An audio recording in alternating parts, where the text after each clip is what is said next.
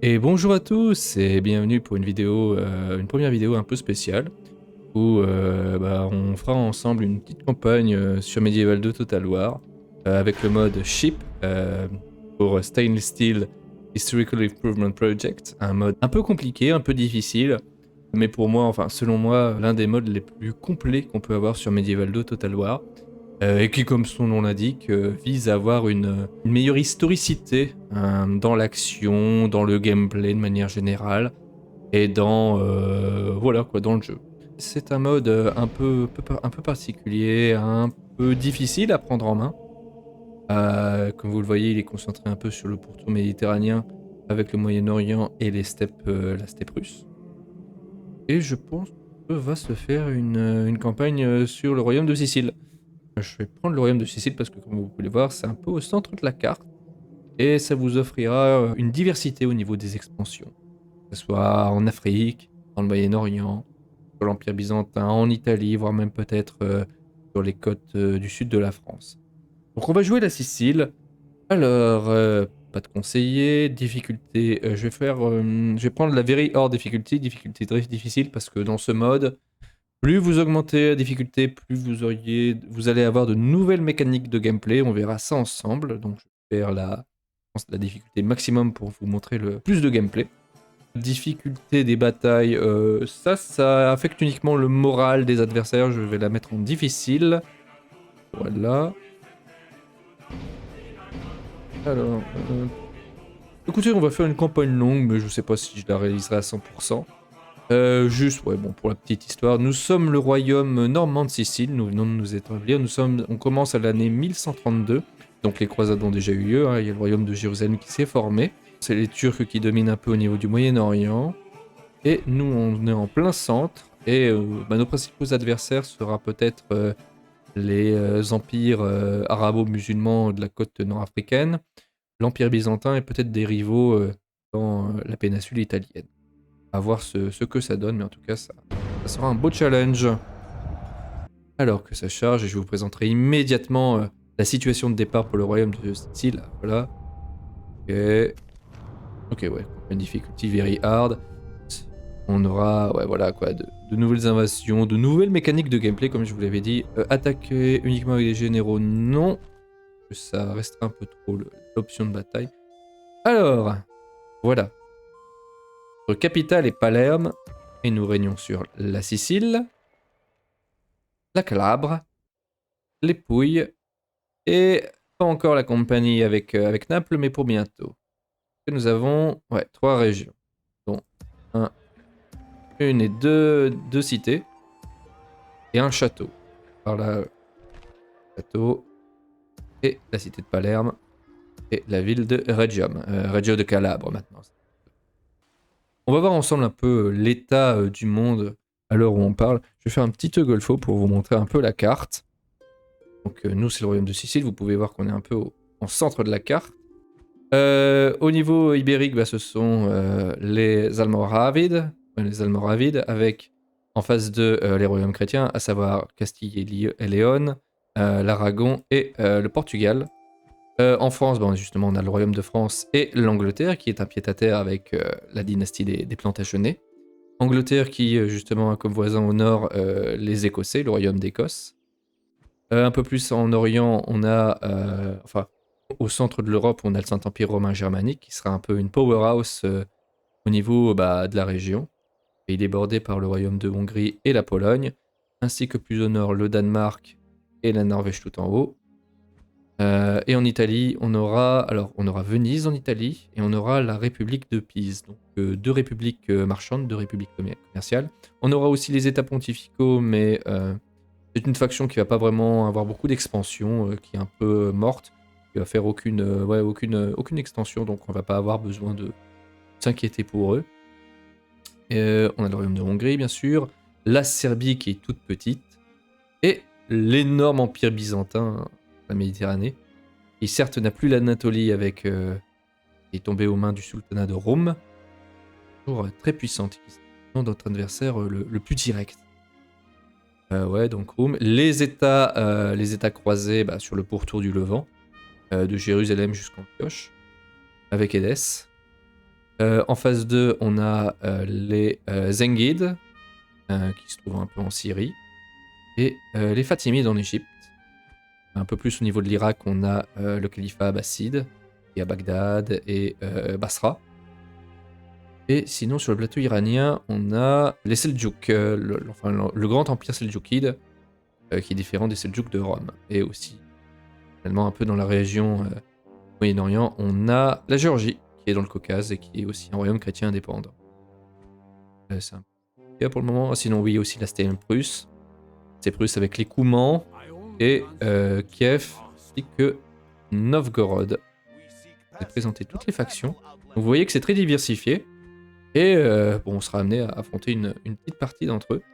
Alors, au niveau de mes objectifs, faut savoir que sur Stainless Steel, enfin sur Recon Improvement Project, il y a plusieurs types de provinces. Alors, si je vais sur cette carte, on peut voir en noir foncé, ça doit être Ancona, Naples et les 3 provinces que j'ai actuellement, c'est des provinces qui sont en noir foncé. Ce sont des provinces qui sont considérées comme mes corps. Les provinces qui sont les plus foncées, ce sont des provinces qui sont corps. C'est-à-dire que si je vais les envahir, je ne subirai pas de malus d'ordre public. Si je prends Naples, je n'aurai pas de malus au niveau de l'ordre public. Je pourrais détenir la ville sans malus. Par contre, si je prends une ville qui ne se situe pas sur cette carte, qui est soit grisée, soit blanche, par exemple, je sais pas moi, je prends Vrboza ou Ragusa, j'aurai des malus au niveau de mes conquêtes. Et plus je possède de villes qui ne sont pas au niveau de mes corps, plus je vais avoir de malus au niveau de l'ordre public. Donc l'expansion sera forcément limitée. Pour enlever ce malus d'ordre public, j'ai besoin que mon chef de faction soit couronné. Parce qu'actuellement, il n'est pas couronné. Et on verra ça peut-être. Oui, voilà, on peut le voir. Dans les traits, il s'est indiqué qu'il est uncrowned. Il ne possède pas de couronne. Et pour obtenir la couronne, il faut que je conquière toutes les régions qui sont grisées, cette option-là, ou toutes les régions qui sont grisées dans cette option-là. Donc en gros, pour obtenir la couronne et pour pouvoir étendre notre empire, il va falloir que je détienne soit le sud de l'Italie, ainsi que des régions orientales de l'Empire byzantin et une partie de la Tunisie et de la Libye, soit que je fasse une sorte d'unification italienne, sans compter les états pontificaux. Donc j'ai ces deux options de gameplay, d'expansion à ma disposition.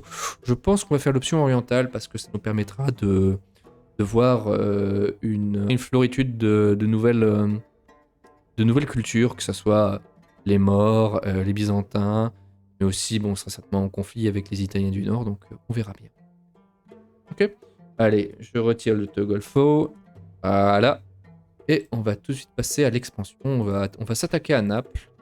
Je vais voir si je peux mettre un espion à seulement 38%, 38% de chance de réussite, donc 62% de chance de me faire buter, donc je peux faire ça. Que je peux... Ah, j'ai une princesse Pitane. Très intéressante, que je la marie à mon chef de faction. Les princesses, ce sont... Alors ouais, il y a plusieurs types d'agents. Les diplomates, les espions, les assassins. Les princesses, généralement, ce sont les filles de chefs de faction ou d'héritiers de faction. Et on peut les marier. Et quand on les marie, ça nous fait une très belle alliance qui va durer sur le long terme. Ou peut-être m'allier à Pise, puisque ça me permettra d'avoir un allié et de sécuriser une partie de la péninsule italienne. Ouais, donc ce que je vais faire, je vais d'abord, là je vois qu'il y a un diplomate romain, enfin, de l'Empire byzantin. Hop, je vais demander des accords commerciaux. L'Empire byzantin dispose de la majorité des ports là, sur l'Est méditerranéen, donc avoir un accord commercial, ça sera bénéfique pour mon économie. Direct le balancer. Voir la princesse Pisane pour me sécuriser une petite alliance.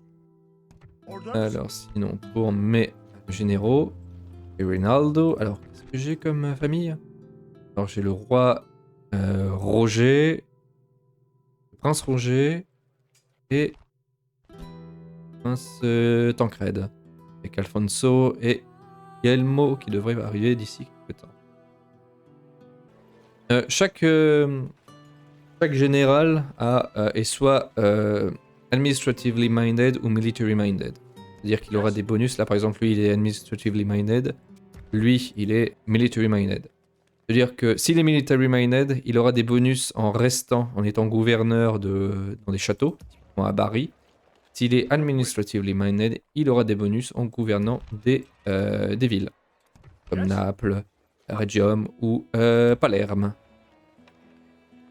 Ce que je vais faire, lui, vu qu'il est administratively minded, ouais, je vais directement, en plus, génie, il est éduqué, le mec est...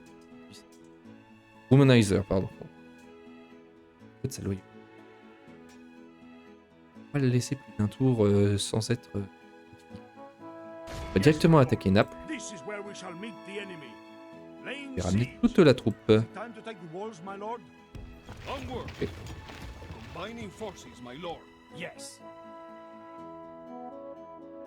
Full sails.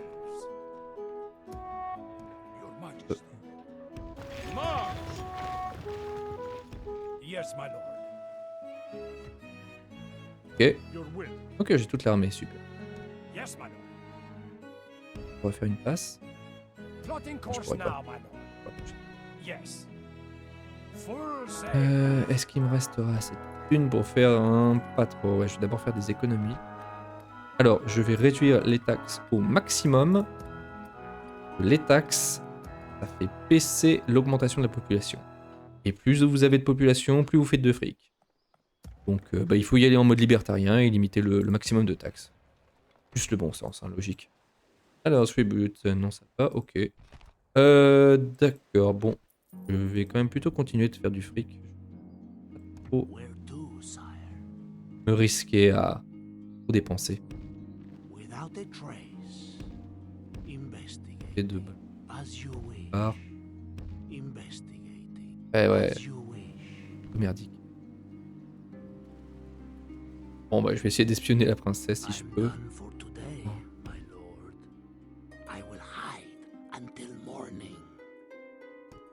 J'ai un cardinal. Et aussi un... Ok, ouais, j'ai un marchand à ce niveau-là. 248 florins. Et ouais, il fait du commerce de métal. Je pense que là... Qu'est-ce que ça serait? Ça serait plutôt du marbre. Je pense que ça serait stable. Et actuellement 248 florins par tour. 52, ouais, un peu. Toujours ça de gagner. J'ai d'autres marchands. Non, j'en ai qu'un seul. Bon. Plutôt bien. On va construire des équipements de siège. Ça. Coup de cavalerie pour ça. Voilà. Ah, dommage. Je ne peux pas me débarrasser de mes unités une fois qu'elles sont en état de siège. C'est con parce que y a plusieurs types d'unités hein, sur ce jeu. Il y a les chevaliers. Ils coûtent pas beaucoup en recrutement, mais en termes d'entretien, aïe aïe aïe, ça fait mal. Et vu que j'ai pas besoin d'expansion militaire pour le moment, je pense que je me débarrasserai rapidement. Bon allez, on va directement passer un tour. Alors non. Rise of the Night. Here, label, non.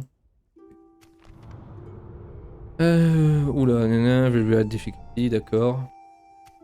Problème. Vu que chacun de mes généraux ont passé un tour dans des villes ou des châteaux, ils ont réussi à obtenir des titres de noblesse. Le sang penché de faction est devenu duc de Palerme. L'un de mes fils est devenu duc de Calabre. Notre fils est devenu duc de Pouille des Apulies. Alors, les... chef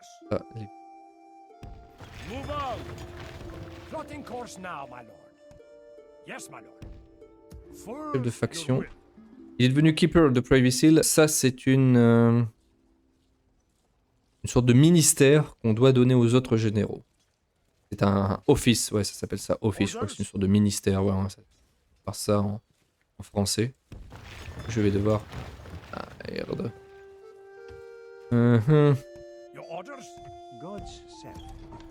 Bon, Yes, my lord. j'espère que Palem va pas se révéler Your immédiatement. orders? Et si c'est le cas, ouais. Yes, my lord. Non, je vais remettre mon Immediate général menace. ici Yes. et je le ferai au tour prochain. Pas de problème là. Yes? On va directement passer à l'assaut. Ah non, on va d'abord Naturally, my obtenir les faveurs de la princesse. You have a message for my Are we people? here to... D'accord. I guess we can agree to this. Excellent. Et avec un What accord. else would you To say? force a woman. Until next time, my lord. Ok. Nous sommes alliés officiellement avec les républiques de Pise. Super. Ah, et ça m'a coûté 2000 florins. Je suis en difficile. Ce qui fait que maintenant, si je vais à Pise, Salutations, trusted friend. Sommes alliés. Noble friend. il va prendre Florence. Oh, je suis 68.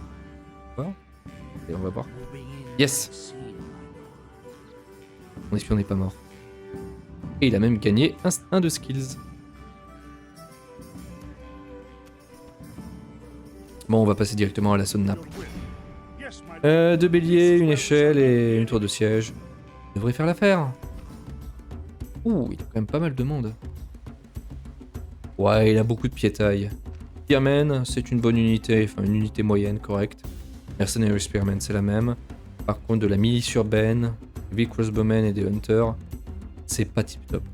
Hunter, ça peut encore aller. Défendre. Le général, il a quoi comme... Ah, des chevaliers côte de maille à pied. Bonne unité. Bon, allez. Hop, Sicile. C'est parti. Men, bring our people Bon, bah, on n'a plus qu'à croiser les doigts là-dessus. forward. Le truc, ça sera Soldiers, on d'aller devant la ville. Enfin, d'atteindre la ville sans prendre trop de pertes. Mais d'abord, regardons la gueule des unités. Ça quand même, ce mode est quand même réputé pour avoir de très bonnes textures d'unité. On peut voir quand même une certaine qualité au niveau de l'apparence des soldats. Pour les gambisons, les côtes de maille, tout est très beau. Pour un très beau panorama. Ouais. Pour chacune des unités qui dans l'ensemble vraiment... Oui, ça, enfin vraiment pour du Medieval 2, c'est de la texture unique ça. Ça, c'est du travail de pro. Bon, allez, arrêtons de tergiverser. Passons directement au déploiement. Tour de siège en face de la murée. Ouais. Pour soutenir de l'autre côté. Pas demander à mes arbalètes.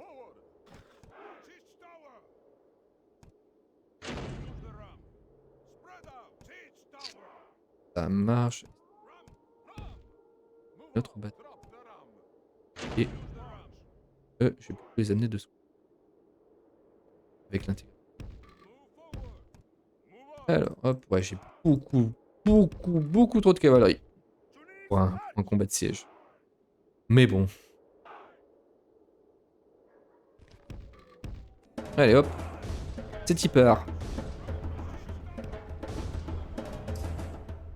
Si. Voilà. Ok, ils sont à ce niveau-là, au niveau du mur. Bien.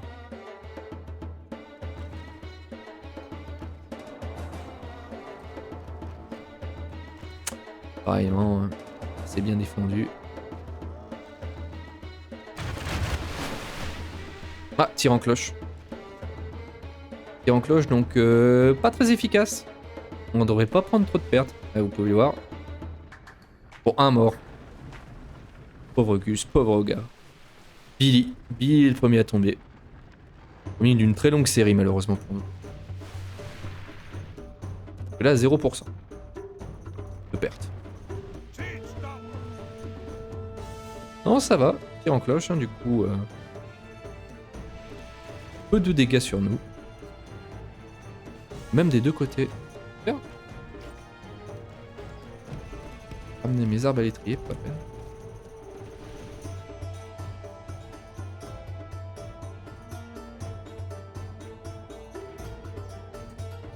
Ah là, c'est le général ennemi.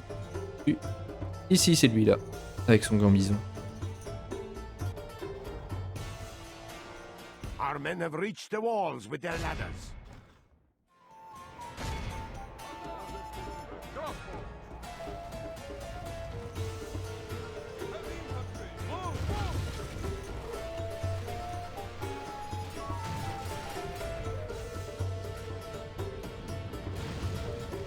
C'est parti pour la boucherie.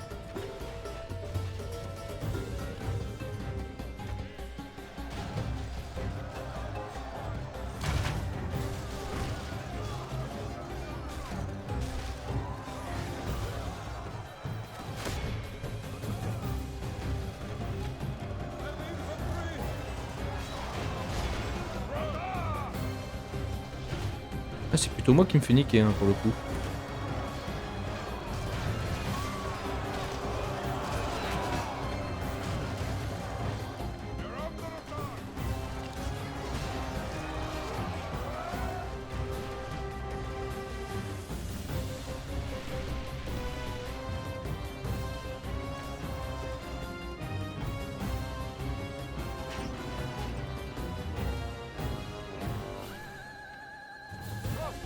Alors mes arbalètes ne tirent pas. Repositionner. Hein.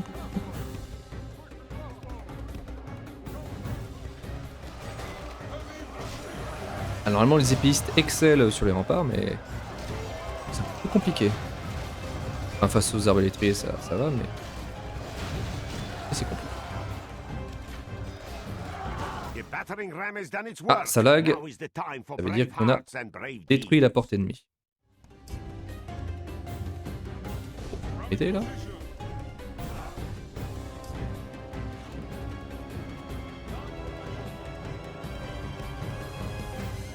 Et... Là. Je vais balancer les arbalètriers. Voilà. Donc... Give grace to God. We have captured the enemy's walls.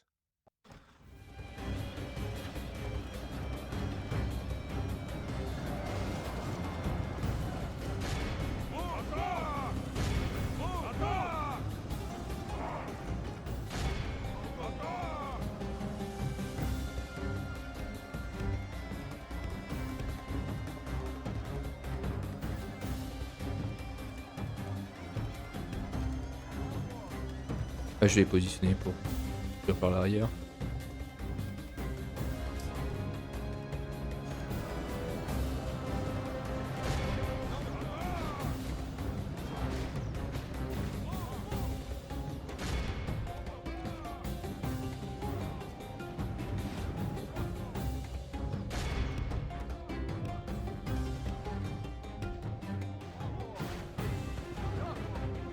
Allez.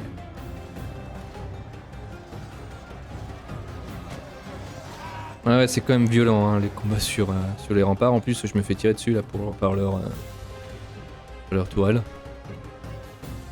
Et vous êtes bugués vous? Comme ça?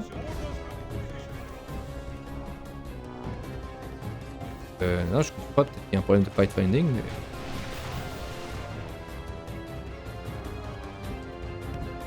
Our men have reached the gate with the battering ram.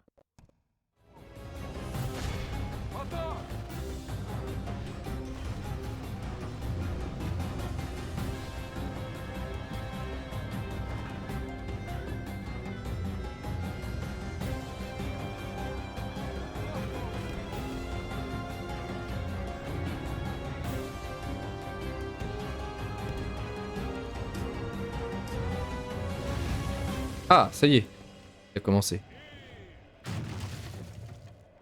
Auto. 14% de perte, ça va encore.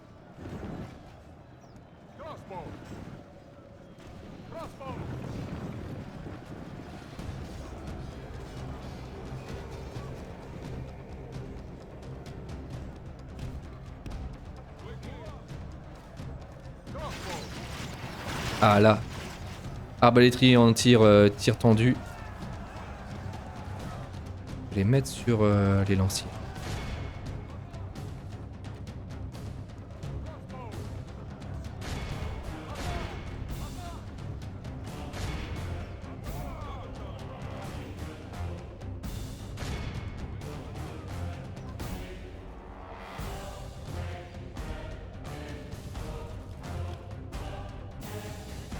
Et avec la cavalerie, on va entourer le général et on va faire un massacre au niveau du main square.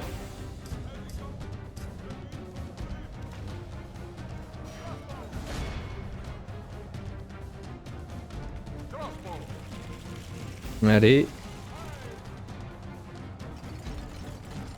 Regardez la précision.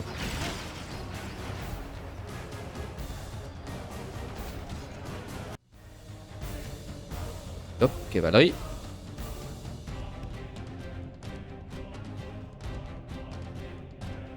Lancier en face. Comme ça.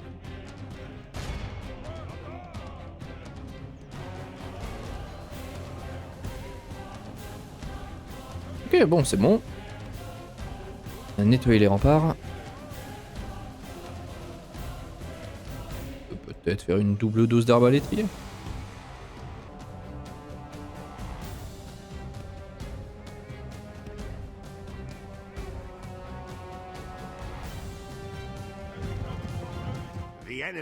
J'ai mis plus de cavaliers que d'infanterie hein, pour cette ce siège.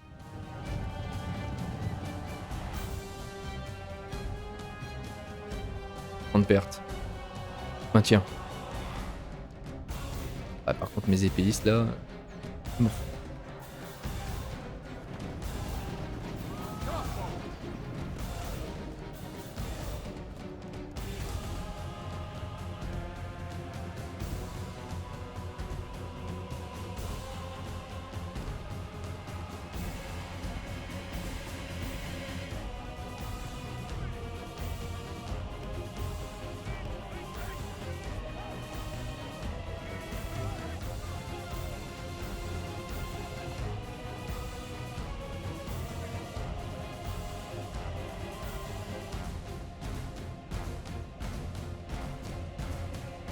Hop, on engage.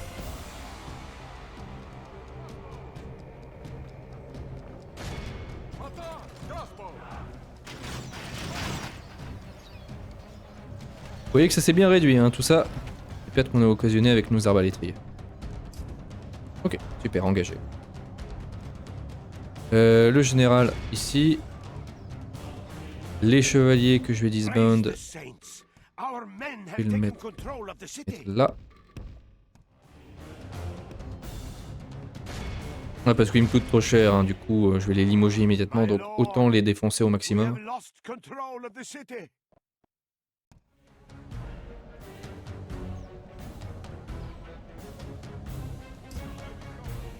Ah merde.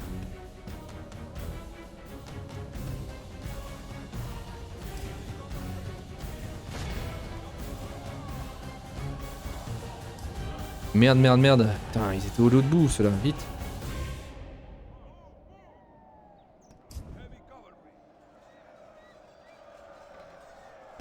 Vous allez d'abord vous placer.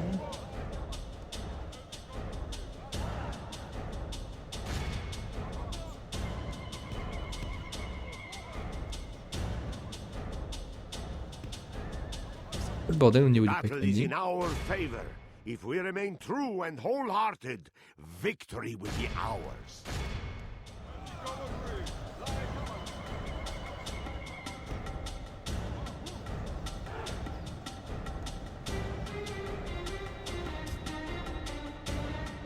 Curses! Our men no longer command the city!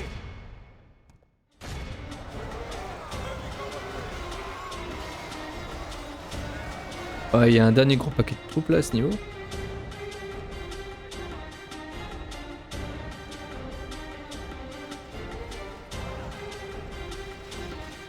Ah oui, là ça a été du tir au pigeon. Eh ben mes arbalétriers ont bien bossé.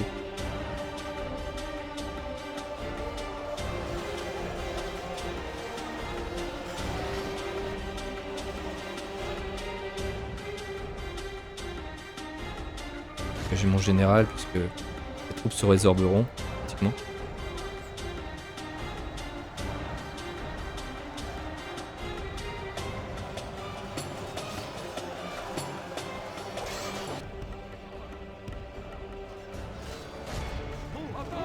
Il y a des salopards qui se sont remis en place. Bon allez. On avance tout ça. Et... Allez, c'est la déroute. On a perdu combien? 28%. The enemy general is dead. We have sent the idiot to hell. Allez, allez. The enemy flees Et the voilà. battle. Terminé. All of Sorti Christendom avec will be 23% de perte. awed by Vous avez vu, on the était à 28 à la base. today. C'est repassé à 23 puisque quand vous gagnez une bataille, une partie de vos morts sont considérés comme des blessés, du coup vous les récupérez. Ouais, 23%, ça va, ça va. Mais c'est quand même 23% de très bonnes troupes, hein, notamment des sergents normands là. Et c'est de la bonne qualité que j'ai perdu malheureusement. On devrait se refaire. Et hop, on a plus prise, on occupe cela. They deserve Ah, dommage au niveau des farms. enemy streets. Victory! Je vais devoir aussi supprimer ces 1000 else. Vraiment trop chiant. Yes. Your Majesty. Yes. Your Majesty. Oh, un hérétique là qui arrive. Once I convert you, you'll thank my lord. Your orders? Tellement prête pour le... It matters Dégager. not how Pas pour le brûler. pious you are. Your idol is false. On my way. Ouais, la tolérance, c'est pas trop mon truc. Today's journey ends. Ok, on fera pas mal de fric la prochaine fois. Bon, est-ce qu'on peut commencer... Bon... Ouais, c'est-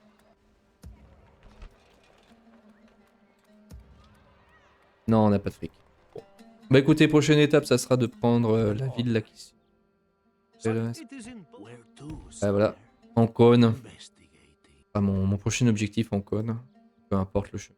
Je vais même la prendre. Donc on fera ça et surtout bah, on améliorera un peu l'économie puisque bon on n'est pas au top hein. On n'est pas la plus puissante des factions mais le bassin méditerranéen nous offre pas mal d'opportunités commerciales donc on se renforcera à ce niveau-là. Et bon voilà, en tout cas je vous souhaite une très bonne journée et à la prochaine. Ciao.